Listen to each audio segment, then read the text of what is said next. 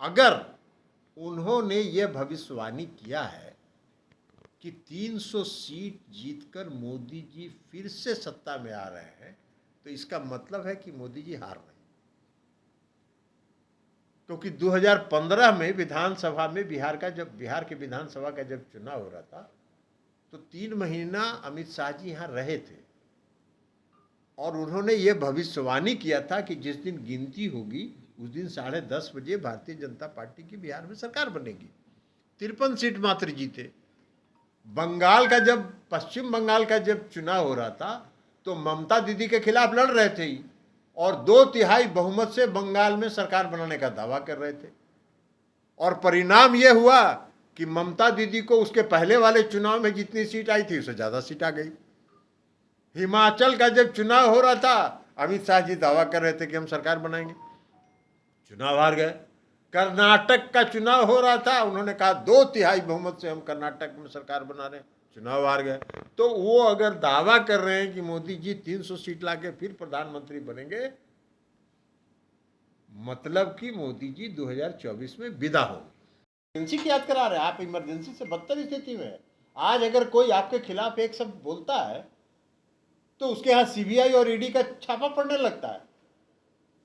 Emergency के दौरान कभी इंदिरा गांधी ने सीबीआई और ईडी का और इनकम टैक्स का इस्तेमाल नहीं किया था।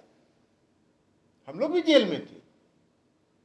आप तो आज वो काम कर रहे हैं, लोगों को डरा रहे हैं, धमका रहे हैं, सारी संस्थाओं को नियंत्रित करके अपने पॉकेट में रखे हुए। आज तो बदतर स्थिति है। आज तो पूरा देश का जो लोकतंत्र है खतरे में है। आज देश की स्वतंत्रता खतरे में है। तो आज जो हम आपके खिलाफ लड़ रहे हैं वो लड़ रहे हैं और उसमें कांग्रेस हमारे साथ है। अगर उन्होंने ये भविष्यवाणी किया है कि 300 सीट जीतकर मोदी जी फिर से सत्ता में आ रहे हैं, तो इसका मतलब है कि मोदी जी हार रहे हैं। क्योंकि 2015 में बिहार के विधानसभा का जब चुनाव हो रहा था, तो 3 महीना अमित शाह जी यहाँ रहे थे और उन्होंने ये भविष्यवाणी किया था कि जिस दिन गिनती होगी उस दिन 10:30 बजे भारतीय जनता पार्टी की बिहार में सरकार बनेगी। 53 सीट मात्र जीते। पश्चिम बंगाल का जब चुनाव हो रहा था, तो ममता दीदी के खिलाफ लड़ रहे थे ही और 2/3 बहुमत से बंगाल में सरकार बनाने का दावा कर रहे थे। और परिणाम यह हुआ कि ममता दीदी को उसके पहले वाले चुनाव में जितनी सीट आई थी उससे ज्यादा सीट आ गई। हिमाचल का जब चुनाव हो रहा था, अमित शाह जी दावा कर रहे थे कि हम सरकार बनाएंगे, चुनाव हार गए। कर्नाटक का चुनाव हो रहा था, उन्होंने कहा 2/3 बहुमत से हम कर्नाटक में सरकार बना रहे हैं, चुनाव हार गए। तो वो अगर दावा कर रहे हैं कि मोदी जी 300 सीट लाके फिर प्रधानमंत्री बनेंगे, मतलब कि मोदी जी 2024 में विदा होंगे।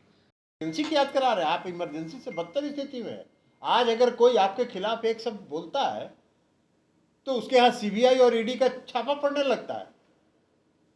इमरजेंसी के दौरान कभी इंदिरा गांधी ने सीबीआई और ईडी का और इनकम टैक्स का इस्तेमाल नहीं किया था।